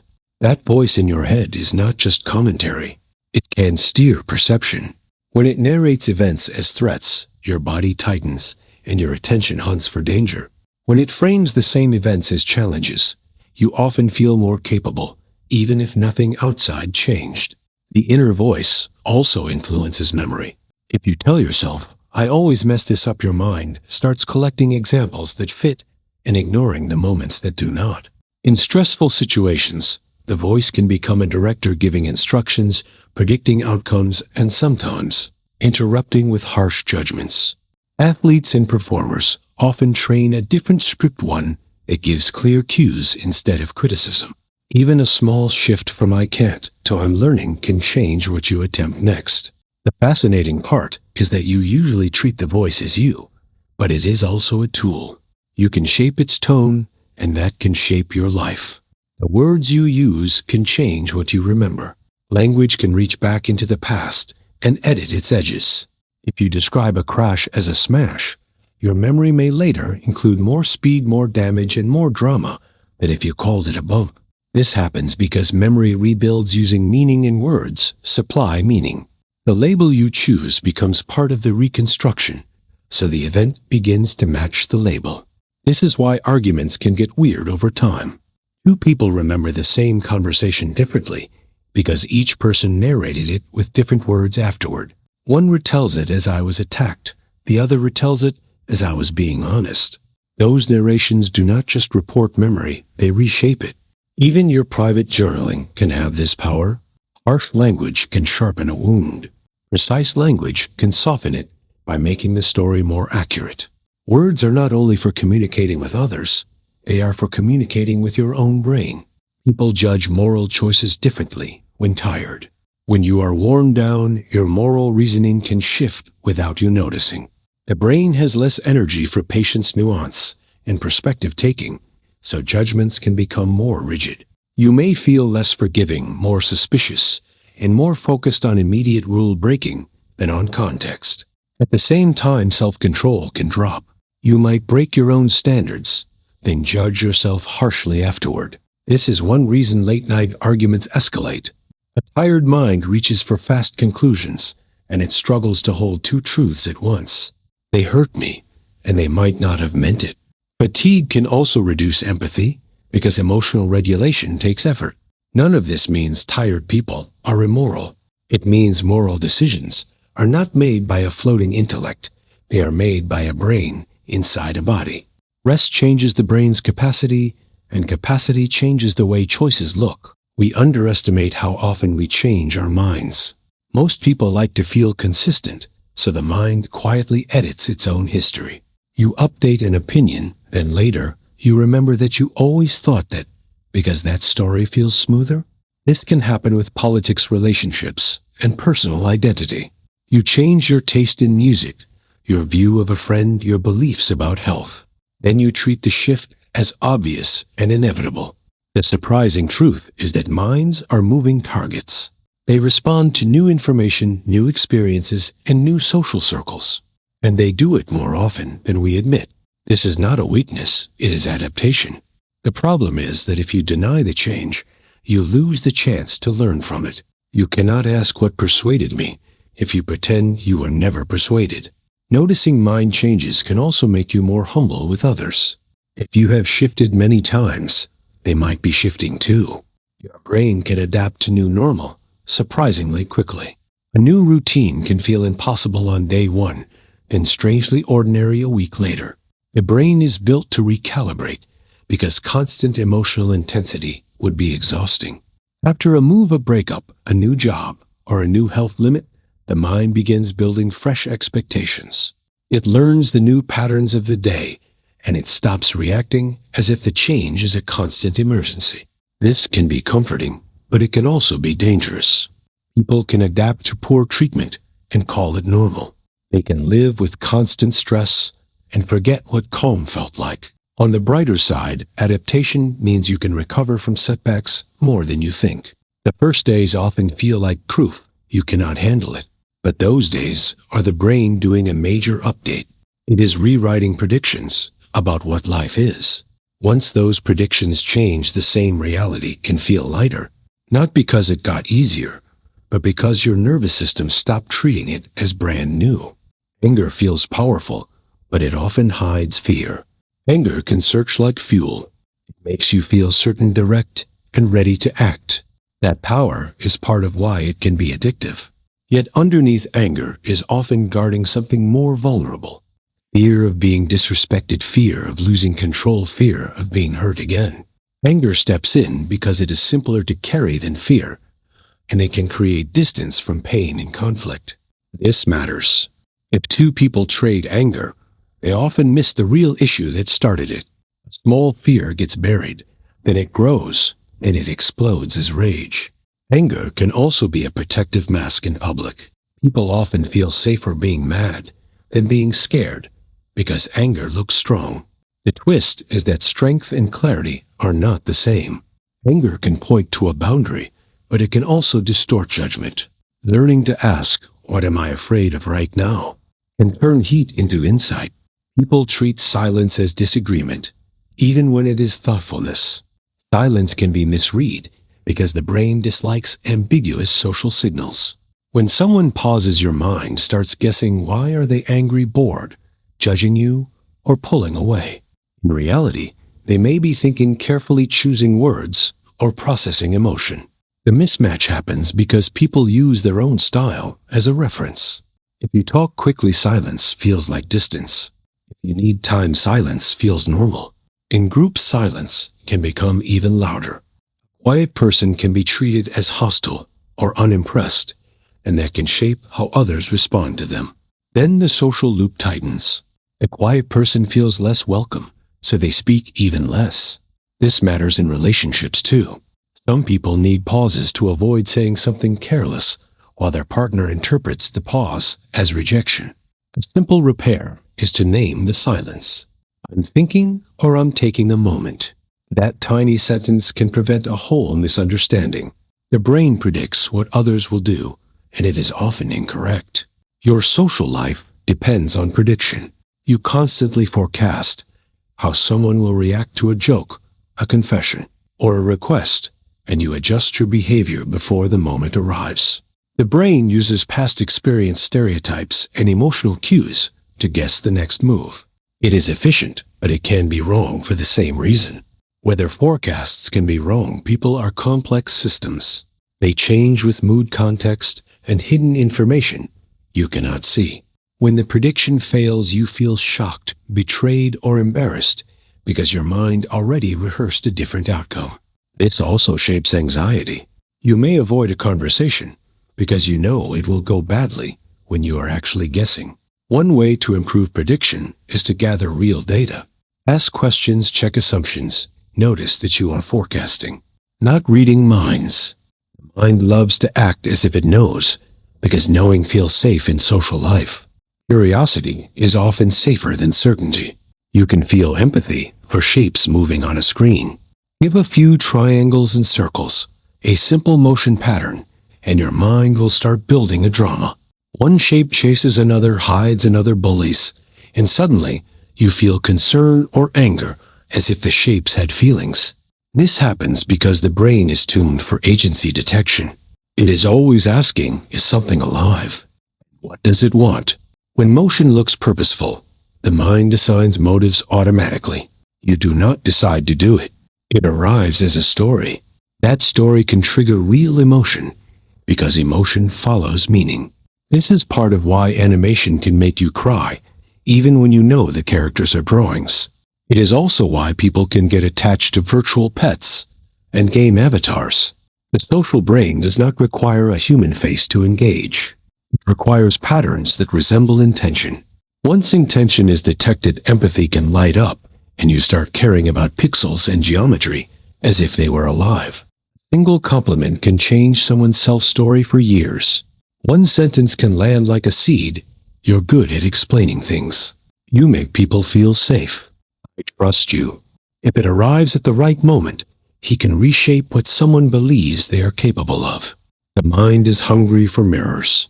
It builds identity, partly from how others respond, especially when the source feels credible. A compliment can become a reference point, something a person remembers during doubt. It can also redirect behavior. If you believe you are the creative one, you try more creative things. If you believe you are the steady one, you show up. That way, the compliment becomes a quiet compass. This works because identity is not fixed. It is a story under construction, and social feedback supplies plot twists. The responsibility is real. Careless words can harm, but specific truthful praise can open a door. You never know which sentence will become someone's long-term evidence. We judge ourselves by intentions, but judge others by actions. Inside your own head, you feel the reason behind what you do. You know the stress you carried, the good aim you had, the moment you meant to choose better. So when you make a mistake, your mind reaches for context. I didn't mean it, or I was trying with other people. You do not get that private access. You see the outcome, and the outcome becomes the whole story. This mismatch creates endless friction. Two people can walk away from the same event with opposite verdict because each person is grading a different thing. It also shapes forgiveness. You may excuse yourself quickly and condemn others quickly without realizing the double standard. Psychology calls this the actor-observer difference, and it matters because it is fixable. A simple shift helps. When judging others, ask court intention could plausibly sit behind the action. When judging yourself, ask what your actions communicated regardless of your aim. People are more honest when they feel anonymous. When your name and face are on the line, honesty can feel risky. You worry about judgment consequences and being placed into a category you cannot escape. Anonymity removes some of that social pressure. It can lower the urge to perform, and it can make it easier to admit flaws, unpopular opinions, or embarrassing experiences. That is why people confess things online they would never say at a dinner table, and why anonymous surveys often reveal higher rates of sensitive behaviors. The effect is not purely noble. Anonymity can also reduce empathy, which can lead to cruelty. Still, the honesty side is fascinating. It suggests many people are not lying because they love deception. They are lying because they fear social cost. When the fear drops, truth rises. If you want more honesty from someone, reduce the stakes, ask without punishment, listen without shock, and make room for complexity. Safety can do what pressure cannot. The brain loves novelty, but it craves safety even more. Newness sparks curiosity. It lights up attention. It makes time feel vivid, and it can pull you out of autopilot. Yet even while you chase novelty, your nervous system is quietly asking, is this safe? If the answer feels uncertain, the body contents and curiosity can turn into caution. This tug of war explains why people dream about travel and then feel anxious when plans become real. It explains why a new relationship can feel thrilling and terrifying in the same hour. Novelty offers reward, but safety offers relief. Your brain wants both, which is wired, often seeks safe novelty, new experiences inside familiar boundaries. Same cafe, different drink, same genre, new show. Growth often comes from expanding those boundaries carefully, not by smashing them. If you build safety first, novelty becomes a playground instead of a threat. That is how the mind learns best, one brave step at a time. You can train attention like a muscle through practice. Attention feels like something you either have or you don't, but it can be trained. Every time you notice your mind wandering and you bring it back, you are doing a repetition over weeks. Those repetitions strengthen your ability to aim focus on purpose. This is why meditation can change daily life, even in small doses. It is not about emptying the mind. This is about practicing the return. Athletes train attention too by learning to lock onto a cue under pressure. Musicians do it by staying with tempo and tone when the room is distracting. Even reading long-form work is an attention workout. Now, since the modern world is built to interrupt you, the fascinating part is that attention training can change how you experience emotion. If you can hold focus, you can notice a feeling rising without being carried away by it. You get a small gap, and in that gap you can choose. That choice is where self-control is born. Rejection can make people seek belonging in dangerous groups. When someone feels pushed out, the brain goes searching for a door back into community belonging. As a basic need, so the urge can become intense. A group that offers instant acceptance, clear identity, and simple rules can feel like rescue, even if the group is harmful. Extremist movements, violent gangs, and toxic online communities often understand this. They offer a story that explains your pain, and they offer a place where you are finally valued. Once inside, loyalty becomes the price of safety.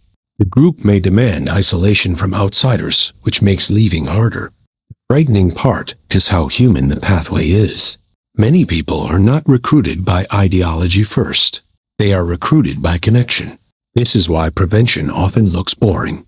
Strong friendships, supportive mentors, and inclusive communities are protective factors that can stop the search before it begins.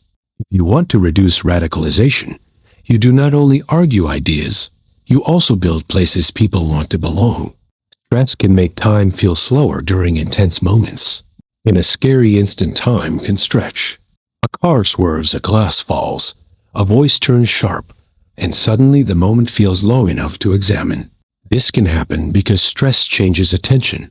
Your brain focuses tightly, and it records more detail per second, so the memory later feels expanded. It is like filming at a higher frame rate.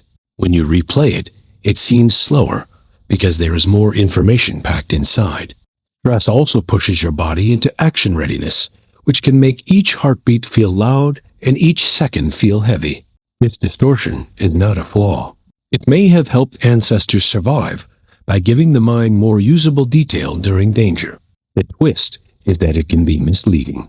You might believe an argument lasted forever when it was brief, or believe a person had plenty of time to react when they did not. Time is not only a clock, it is an experience shaped by state. When scared, you hear threats more clearly than neutral sounds.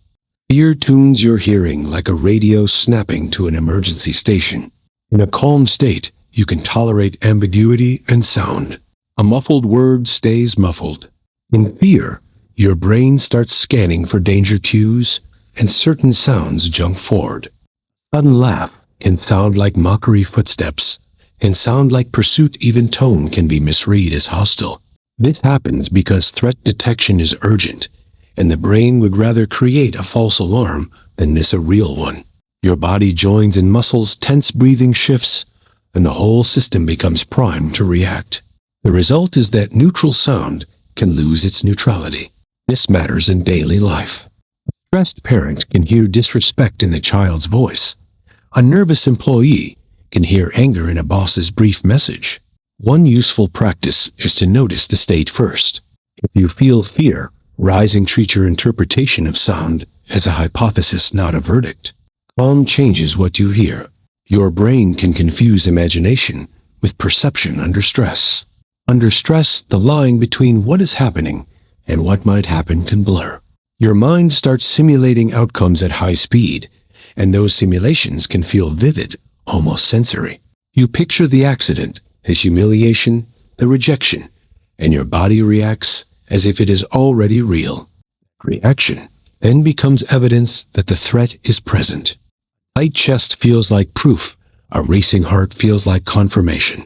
This loop can make people misread shadows as figures, or interpret a harmless sound as a sign of danger, especially in dark or uncertain settings.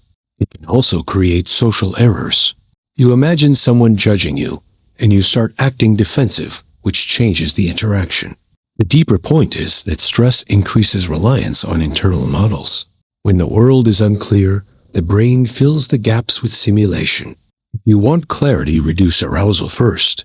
Slow breathing, grounding, and checking the environment can help your senses regain the lead. Some people feel others' pain, almost like it is their own. For some people, empathy is not only an idea, it is a bodily event. They see someone get hurt, and their own stomach drops. Their skin prickles, and their muscles flinch as if the impact traveled across the room. This can be linked to strong vicarious responses in the brain's action and sensation systems, which are involved in mapping what others feel. It is part of why you wince during a realistic scene in the movie. In highly empathic individuals, the response can be stronger and more frequent. This can be beautiful. It can make people deeply compassionate and quick to help. It can also be exhausting, since their nervous system spends more time reacting to the emotions of others. Many learn to manage it by setting boundaries, choosing environments carefully, and practicing compassion that does not require absorbing everything. The fascinating lesson is that your social brain is not separate from your body. Understanding others is partly a physical skill, and for some, it is turned up to maximum. Psychology proves your mind is powerful, but not always reliable. Your mind can build a world from partial data, turn belief into biology, and shape your choices before you feel them as choices. That is power. Yet the same system that makes you adaptable also makes you vulnerable to illusion bias and confident error. The brain is optimized for speed and survival, not for perfect accuracy. It uses shortcuts, it trusts stories, and it protects identity. Those features help you function, but they can also mislead you, especially under stress in groups or when information is incomplete. The value of psychology is that it gives you a map of these tendencies. Once you see the patterns, you can work with them. You can design better habits, ask better questions, and treat your first impressions as drafts instead of final judgments. The goal is not to distrust yourself. The goal is to understand yourself. A powerful tool becomes safer when you learn its limits, and that is what this whole journey has been about. As we come to the end of our journey tonight, you may notice your thoughts moving a little differently. Now, like a room after the lights have been dimmed, we wandered through the hidden habits of the mind, the shortcuts it takes, the stories it tells, and the quiet ways it shapes what feels real. We explored how memory bends, how emotion colors perception, and how belief can ripple through the body like weather passing through a landscape. Taken together, these ideas paint a picture of a mind that is not broken, not careless, but beautifully human. A mind that predicts, protects, adapts, and sometimes misleads, all in service of helping you move through a complex world. You are not a machine built for perfect accuracy. You are a living system shaped by connection, meaning, and experience. Now there's nothing left to analyze, nothing left to hold on to let the thoughts settle where they land, like leaves drifting to the surface of still water. Allow your breathing to slow, your shoulders to soften, and your awareness to gently widen, then fade. If any ideas linger, let them float by without effort. You don't need to follow them anywhere.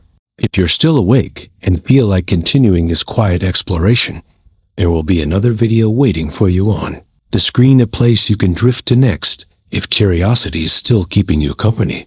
And if these calm journeys have become part of how you end your day, you're always welcome to like, subscribe, or share a thought below. It helps others find their way here too, one sleepy soul at a time. But for now, rest. Let the day loosen its grip. Let the night carry you onward. Sleep well and good night.